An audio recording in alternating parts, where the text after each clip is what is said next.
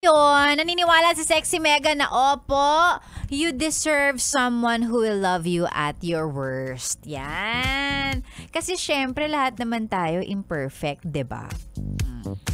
Kapag pili ka ng pili, kailangan ganito, kailangan ganyan. Ay, nagkamali ka, hindi kita patatawarin. Hindi kita patatawarin, ayoko ng ganyan. Break na tayo. O, diba? Especially when it comes to, wow, maarte. Especially when it comes to relationship. Ayan, relationships require a lot of hard work and a lot of pagpapatawad. Yan. Kasi again, wala naman perfect, di ba? O, ikaw din, nagkakamali ka din naman. You have your best days and your worst days. Di ba? Mga ganun. O, sabi, biglang love, may pag-love advice, ganun.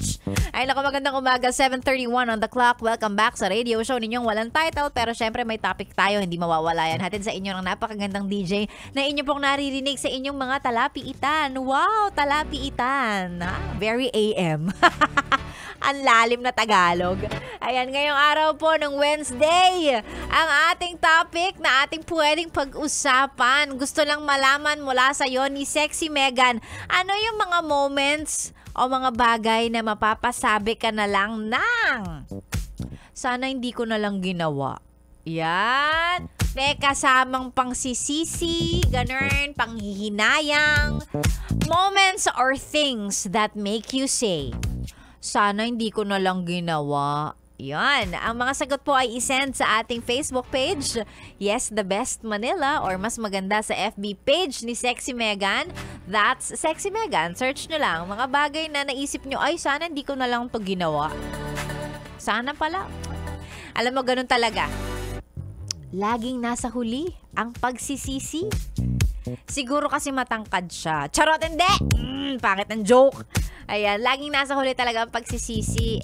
Yun, diba? Pero okay lang, importante naman natututo ka pagkatapos mo gawin yung bagay na, alam mo yun, ang ending hindi pala naging maganda para sa'yo. But yes, ang ating pinag-uusapan for today, ano yung mga bagay or moments that make you say, sana hindi ko na lang ginawa. Ayan, ang mga sagot po ay babasahin natin maya-maya lang. Sexy Megan pa rin ang inyong kasama hanggang mamayang 9 sa stasyong nakakayang, nakaka-fresh 101.1. Yes, the best. Eto muna, here's Miley Cyrus, Angels Like You. Good morning, Bes!